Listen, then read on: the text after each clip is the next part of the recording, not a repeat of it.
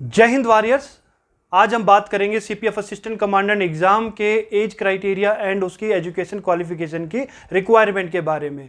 This exam CPF assistant commandant is conducted by the UPSC and it is considered one of the best exam for uniform job in India like CDS and the NDA. ये हमारे जो पीछे है वो है official notification of the UPSC for CPF assistant commandant 2026 exam, जो आज की हमारी इंफॉर्मेशन के लिए एक रेफरेंस डॉक्यूमेंट रहेगा। तो सबसे पहले हम बात करेंगे एजुकेशन क्वालिफिकेशन के बारे में, तो सॉरी एज क्राइटेरिया के बारे में। तो उसका यहां पे है,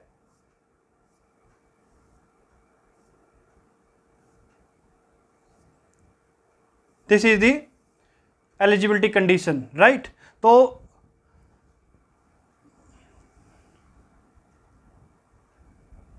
सबसे पहले हम बात करेंगे एलिजिबिलिटी कंडीशन में नेशनलिटी के बारे में। नेशनलिटी जो है यहाँ पर एक तो है, यहाँ पे ये लाइन स्टडी कर लेते हैं साथ में। No person who is not a citizen of India shall except with the consent of the central government signified in writing be appointed और एम्प्लॉयड अंडर दिस रूल। यानी सीपीएफ असिस्टेंट कमांडेंट के जो rule है उसके अंदर में Indian citizen के अलावा कोई नहीं होगा, एक्सेप्ट यदि उस पर्सन ने सेंट्रल गवर्नमेंट से राइटिंग में वो वेरीफाइड डॉक्यूमेंट के साथ में उस चीज को नहीं दिया है, तो अदरवाइज सिर्फ इंडियन सिटीजन ही एलिजिबल होंगे। बट एक कंडीशन और यहां पर मेंशन है, that is provided that nothing content in this rule, again CPF rule की बात कर रहे हैं यहां पर, shall debar the appointment, enrolment और employment of a subject of Nepal और भूटान। कहने का मतलब यहां पर है कि इस रूल के अंदर में ऐसा कुछ भी नहीं लिखा हुआ है जो कि नेपालीस और भूटानी सिटीजन्स को इस एग्जाम को लिखने से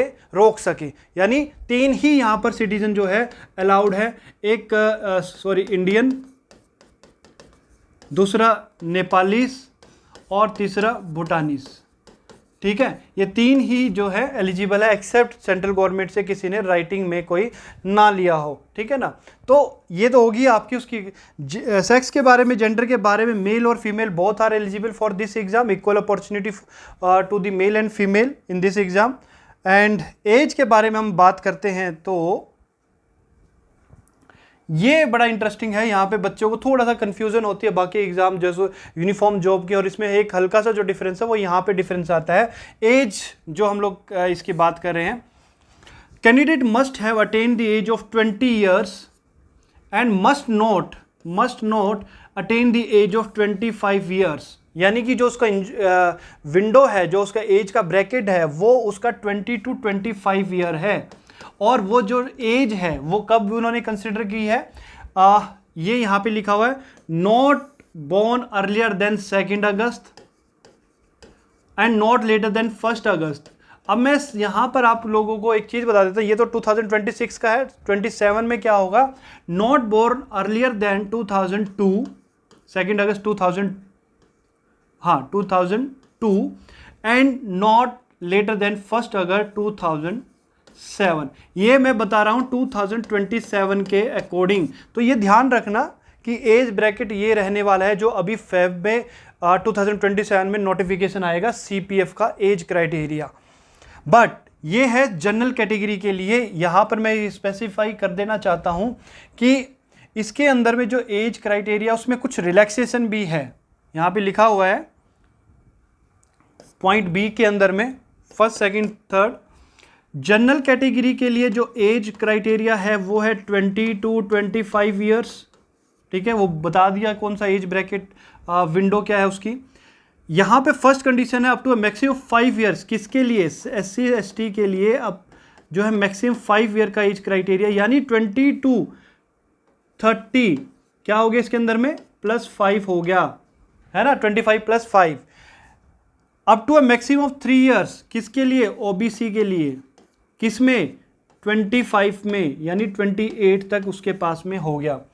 28 तक तो ओबीसी वाले बच्चा दे सकता है, 30 तक जो है CST वाला बच्चा दे सकता है। और थर्ड कंडीशन है जो सेंट्रल गवर्नमेंट के एम्प्लॉय हैं और या फिर एक्स सर्विसमैन का उनके पास में डॉक्यूमेंट है, क्राइटेरिया उनका फुलफिल होता है एक्स सर्विसमैन वाला, तो वहां पर ये दोनों ही सेम कंडीशन है। एक्स सर्विसमैन, इनको क्या रिलैक्सेशन है, एक ही चलेगा, या तो सेंट्रल गवर्नमेंट का चलेगा या एक्स सर्विसमैन का चलेगा। तो इनको क्या है, ये भी एलिजिबल है फॉर 5 ईयर, यानी कि टिल 30 ईयर्स तक they are eligible for exam. यहाँ पर 3 साल का था, यहाँ पे 5 साल का है, राइट। एक चीज और एक्स्ट्रा जो मैं मेंशन करना चाहूंगा, फॉर एग्जांपल किसी बच्चे के पास में SC ST का जो है उसके पास में रिजर्वेशन है, प्लस उसके पास में सेंट्रल गवर्नमेंट का वो एम्प्लॉय है या फिर एक्स सर्विसमैन का क्राइटेरिया है, तो क्या होगा, दोनों ऐड हो जाएंगे। क्या बन जाएगा, ये बन जाएगा 20 to 35 ईयर्स, यानी 5 ईयर्स उसके SC ST के मिल गए और 5 ईयर उसको मिल गए सेंट्रल गवर्नमेंट या फिर एक्स सर्विसमैन का यदि एम्प्लॉय है तो ये उसके 10 ईयर्स हो गए, और ये 10 ईयर्स उसके ऐड हो गए 25 में, क्योंकि वो है minimum age criteria for the like maximum age criteria for the general category. तो टिल ये वाला, आई होप कि ये तो आपको क्लियर हो गया होगा कि जो कैटेगरी वाइज जो डिवीजन कैटेगराइजेशन की हुई है एज की, वो सब इसमें कैसे फॉल करते हैं। Now we will see the education qualification.